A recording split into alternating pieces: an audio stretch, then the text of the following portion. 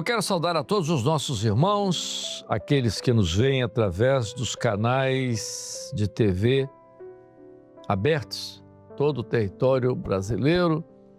Nós temos canais abertos em todas as nossas regiões, em todos os nossos estados. Se você aí na sua região não sabe qual o canal, vai aparecer aí no lado da sua tela, da tela do seu televisor, uma relação de canais. Certamente a sua região vai estar mostrado aí nesse painel. Mas, se você preferir, você pode também ver os nossos programas, da TV Manaim, através dos canais da Sky, o canal 87 ou 587. Mas, se você preferir também, se às vezes quer ver os programas em horários diferentes, você pode acessar as nossas plataformas no YouTube. Irmãos nossos da Igreja Cristã Maranata, irmãos nossos de outras igrejas que participam conosco, são muito bem-vindos, são servos de Deus, nossos irmãos. Que Deus abençoe a todos a paz do Senhor. Novamente, nesse nosso programa, Ministério é Maior que a Vida, com o pastor Francisco Damiani, pastor Guilherme. Muito bem. Nós estamos falando ainda nesse programa sobre um tema importante para os ministérios, que é a pregação da palavra, o púlpito. E nós estamos falando para pastores e também para membros de igreja. A pregação é muito importante para nós, nossa preocupação com aquilo que pregamos, com a doutrina, com a palavra, que é fundamental. E a pergunta que eu faço agora aos pastores, pastor Francisco, que é pastor desde o século passado,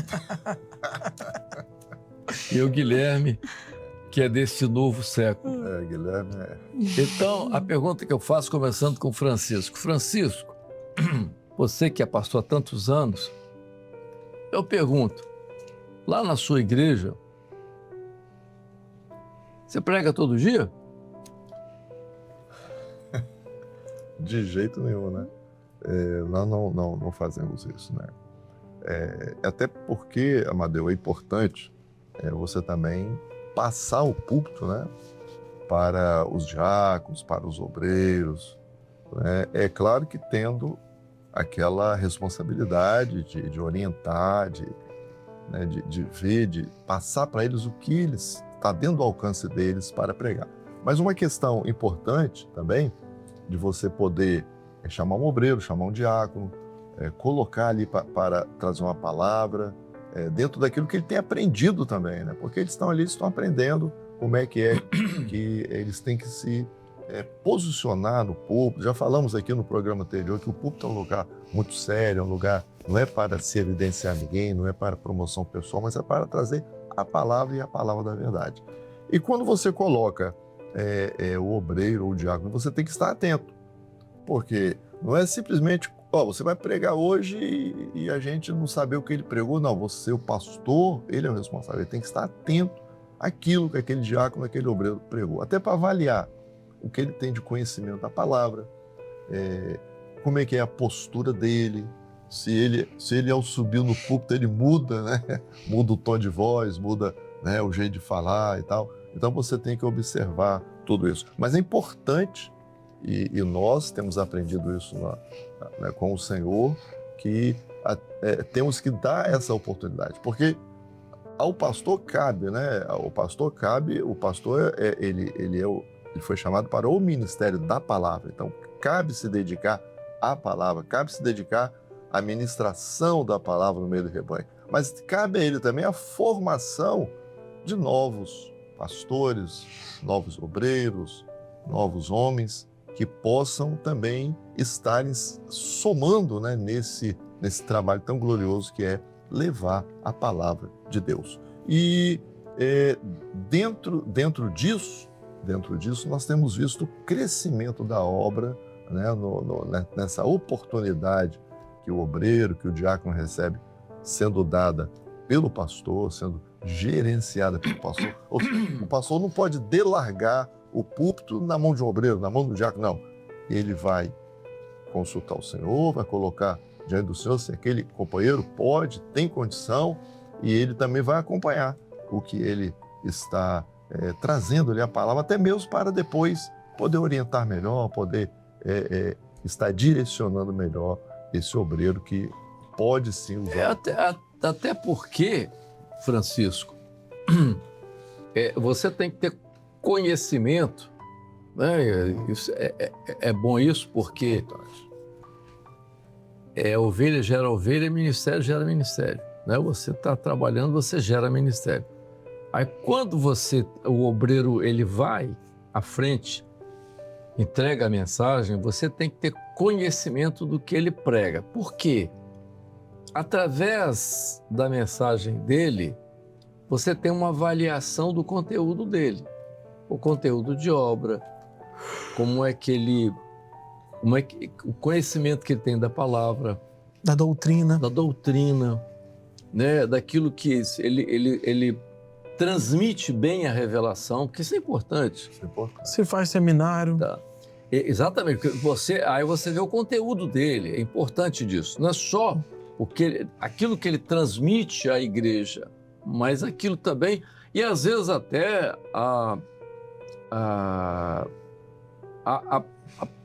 até uma falha que ele pode cometer, doutrinária. Faz uma colocação, entendeu?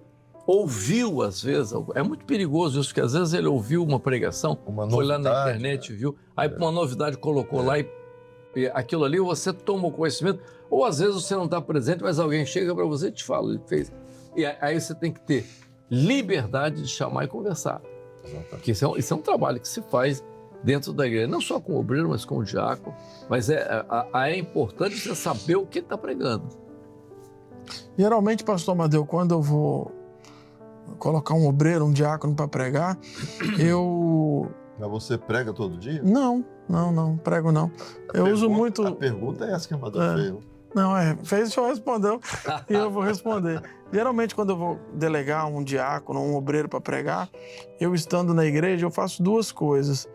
Eu sento com ele, vejo se entendeu dos dons, tudo, se vai pregar o quê e tal, ouço. E se eu perceber que ele está muito nervoso, eu fico do lado de fora, ouvindo do lado de fora.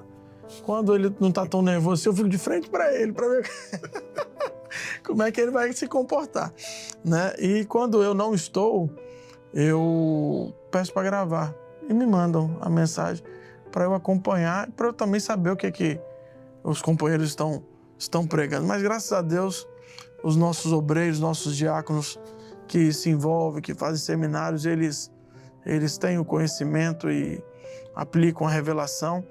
E a questão da pregação da palavra e de você ser usado na mensagem não compete só ao obreiro ou ao diácono, né? Nós temos vários setores da igreja que precisam ser observados também, né? Não só o pastor, o diácono ungido, o obreiro, mas também as professoras de classe. Você precisa saber o que está sendo administrado na escola bíblica dominical. No último, não sei se foi, acho que uma última reunião aí com os coordenadores, pastor Alexandre, presidente, ele falou uma coisa que eu já tenho dito, né? Você tem um grupo de professoras.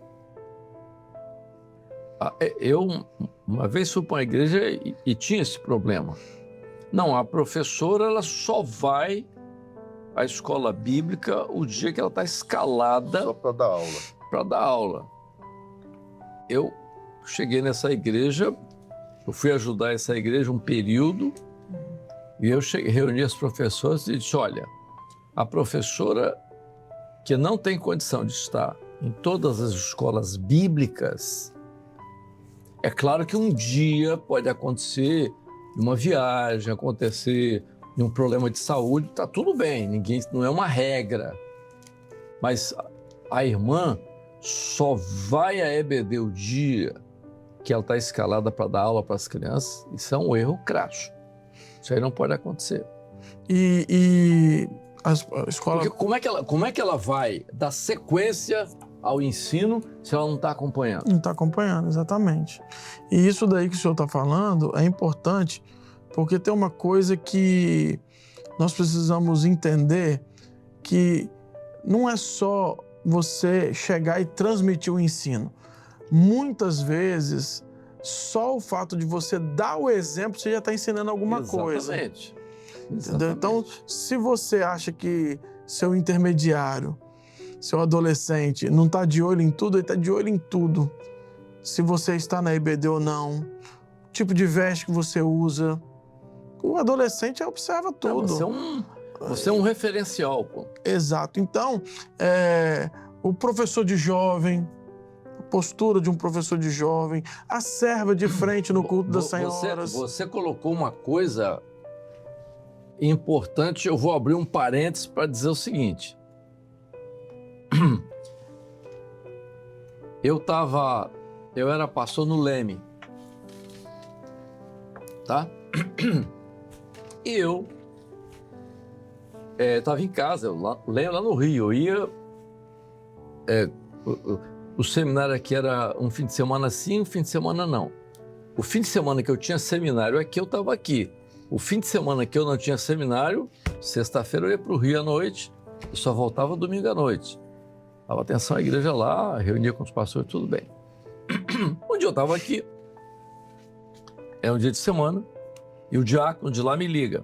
Pastor, tem um obreiro aqui de Vitória que está aqui e pediu para pregar. Boa essa. Pediu para pregar. Ele está recomendado pelo pastor Gedeuti. Ele disse que falou com o pastor Gedeuti. O pastor Gedeuti disse que ele podia pregar. Eu disse, perfeitamente. Passa o telefone para ele.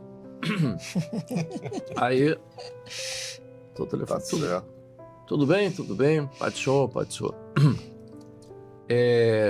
Você perguntou a Gedeuti, você pode pregar.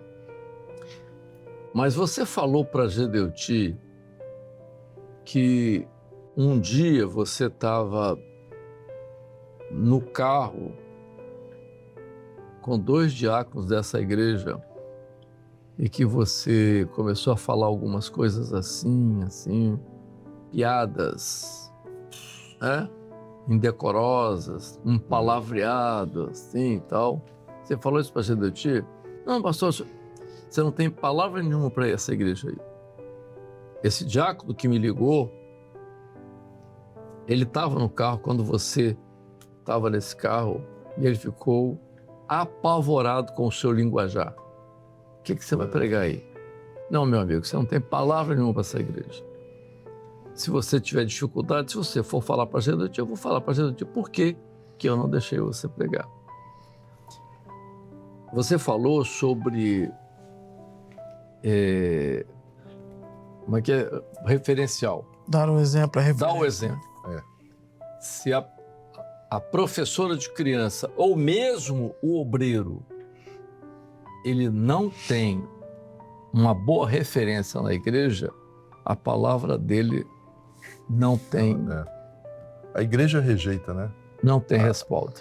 A igreja é um laboratório. laboratório. A Bíblia diz assim, se separares o precioso do vil, né? Sereis como a boca do Senhor. Um texto, acho que é um Senhor de Isaías, não sei. Aqui mesmo, Amadeu, em 2 Timóteo, que nós já lemos, diz assim, como obreiro que não tem de que ser envergonhado. Então, veja só. Então, você quando coloca um obreiro para pregar, ele tem que ter uma condição, entendeu? Diante da igreja, que a palavra dele pode ser uma palavra que tenha peso. Agora não pode ser, não, porque é o seguinte, senão você vulgariza a mensagem. Você falou, né, uma coisa importante aí também, sobre o obreiro, seminário. Nós temos muitos companheiros que, às vezes, eles pecam na transmissão da mensagem porque estão distantes do seminário. É bom o pastor também olhar, ver, verificar, né? Fazer, esse seminário agora é 5º período, vamos subir todo mundo, vamos levar até meus diáconos, né? Isso é importante também, estar atualizado com o seminário. Pastor Amadeu, o texto que o senhor citou aí está em Jeremias, capítulo 15, verso 19. Portanto, assim diz o Senhor, se tu voltares, então te trarei e estarás diante de mim. E se apartares o precioso do vil, serás como a minha boca. Tornem-se eles para ti, mas não volte tu para eles. Veja só, né? Quer dizer, se você não tem como, né? precioso do vil, quer dizer, você é com a minha boca. Você vai falar em nome do Espírito Santo, não tem como. Entendeu? Se você tem que... A posição do obreiro, e o pastor tem que ver isso, né? Quem é que está sendo o púlpito? Quer dizer, você não prega todo dia. Tem um dia que você prega, é o obreiro que prega, até o dia que é o diácono. Tem dia que é o jovem. Mas quem é o jovem que está aí lá pregar? A condição do jovem. Né? Nós temos jovens hoje cheios do Espírito Santo. Tem. Né? São jovens hoje. E ousados. Ousados e tal. Ousados e ousados. Mas tem jovem que não tem nada para dizer. Não tem condição. Interessante E às vezes quer até falar, né? Interessante essa questão do pastor, né, que a gente está tratando aqui, poder liberar o púlpito, como ele não tem condição de pregar todo dia, tem também um contraponto, porque tem aquele obreiro, aquele diácono que você quer dar o púlpito para ele, ele nunca quer. Ele está sempre se esquivando, então tem que procurar ver que tem alguma coisa aí também que precisa ser resolvida nessa situação. E isso é importante, porque a igreja, ela espera isso, né, do obreiro, do diácono, quando a igreja ora, que vê um obreiro se despontando, ou um diácono que está sendo preparado para o ministério. O pastor precisa estar atento, precisa ver, precisa acompanhar. Vai ter momentos, pastor Amadeu, em que a igreja está passando por um momento difícil, ou alguns dons para tratar, que o pastor vai ter que assumir mesmo, para trazer um ensino. O governo é do pastor. O governo é do pastor. Quer dizer, o governo da igreja, fulano prega, outro prega, tá tudo certo. O governo é seu. Você tem que saber, aquilo que eu dizia a todas as igrejas que eu ia, as minhas igrejas, eu contava a frequência, poxa. Eu ia, durante a semana, eu chegava no púlpito, subia no púlpito, a igreja ainda cantando louvor, eu olhava e contava. Eu sabia na minha igreja que eu tinha 26 bancos, 13 de cada lado, né? Tem 26 bancos e tal, ou 30 bancos, não sei lá, 30 bancos, 6 de cada lado, tá, tudo bem. Bom, são 30 bancos, tem. Eu olhava assim, eu tenho mais ou menos 20% da igreja, eu multiplicava 180, a igreja cabe 250 pessoas, hoje eu estou com 160 dias de semana, 160, eu estou com 70% da igreja, tá ótimo, tá bom. Fim de semana, eu estou com gente em pé, tudo bem, então eu estou com a lotação cheia. Você chegar numa igreja durante a semana e ver uma igreja com 30% dos membros lá, você diz, tem uma coisa errada, por que esse pessoal não está aqui? Será que está todo mundo trabalhando de plantão, não sei o que lá? Eu estou com 30% da minha igreja, tem que ver, é uma coisa que você avalia. É a mesma coisa que as pessoas pregam, que as pessoas estão dizendo, ou o conteúdo que elas têm para dizer. Você não pregou naquele dia, mas você sabe o que ele falou, poxa. E veja uma coisa, você pega um jovem, a igreja, as nossas igrejas hoje, elas são preparadas para avaliar o mensageiro. Você pode ter um grupo lá que não está nem aí, mas você tem um pessoal altamente sensível à pregação. Sabe se se não é, se foi bom, se foi... Tem aqueles que são da discórdia, mas tem uns que no espírito avaliam. Não estava com nada, vazio, sem graça, sem nada e tal. Então, até as crianças, elas são sensíveis quando a palavra... As crianças, elas avaliam também. Eu não sei se era você que falava isso, a igreja é um grande laboratório, né? A igreja ela sabe processar tudo e ela sabe o que é bom para o corpo e aquilo que não é bom ela mesma. Né? Veja, Oxalá, igreja de Laodiceia? Laodiceia, né? Oxalá foras Não frio, é quente nem frio frio. ou Quente. quente. Como sois morno, Vomitar-te. vomitar-te da minha boca. Vomitar-te. O que é o vômito? Você da área de ciência sabe. O vômito é uma ordem central. Quem dá ordem para o vômito é o cérebro, Sistema nervoso. entendeu? Se ele dá uma ordem lá para fazer um espasmo do diafragma para aquilo. Aquilo é uma ordem, uma repulsa a alguma coisa que não foi bem. Então é cabeça que dá aquela ordem para expelir alguma coisa que não está fazendo bem ao corpo ou precisa ser eliminado. Entendeu? Então, um corpo, a igreja como um corpo vivo, saudável, entendeu? Com o governo, né? O Espírito Santo operando, o governo de Jesus, aquilo que não é do Senhor, ela vai reagir, vai botar para fora, não tem jeito, entendeu? Mas isso é um trabalho que o pastor faz como governo de Pastor igreja. Amadeu, antes da gente encerrar, eu queria lembrar o senhor também, o pastor Francisco, com respeito à questão de cultos especiais. Porque existem cultos que é o pastor, né? Então, nesses cultos, desculpa falar, não inventa moda não, né? Um culto de ceia, um culto de formatura, um culto de apresentação de uma criança, é o pastor. É o pastor da igreja, o governo da igreja. É, isso aí. Atos pastorais. Atos pastorais é uma coisa, você não pode misturar ato pastoral com qualquer função. A ceia é ato pastoral. Não, eu estou dizendo, né, não é nem o ato da ceia, eu estou dizendo pregar no culto de ceia. Não, né? o ato da... Eu entendi o que o senhor quis dizer do ato Isso aí pastoral. pode ser até um assunto para a gente ver. Para a gente trazer. Ato pastoral é uma coisa que a gente pode ver em outros programas. Exatamente. O texto que o pastor Amadeu estava citando aqui está lá em Apocalipse, capítulo 3, verso 16. Assim, porque és morno e nem és quente nem frio, estou a ponto de vomitar-te da minha boca. Há certas coisas, porque o alimento que não é bom, ele elimina de um jeito ou de outro, né? Então, o vômito ele não deixa nem passar pelo corpo, joga fora, não deixa nem entrar para participar do corpo. Então, isso é muito importante. Bom, nós estamos encerrando mais esse programa. Ficou aí a ideia do Guilherme, dos cultos especiais, né? como nós vamos trabalhar. Então, um assunto que você, Guilherme, já vai preparar para os nossos próximos programas. Os cultos especiais, como é que nós fazemos com os cultos especiais. Mas tudo nos nossos próximos programas. Paz do Senhor, Francisco. A paz do Senhor, queridos. Guilherme, a A paz paz do do Senhor. Senhor. A paz do Senhor a todos. Até o nosso próximo programa.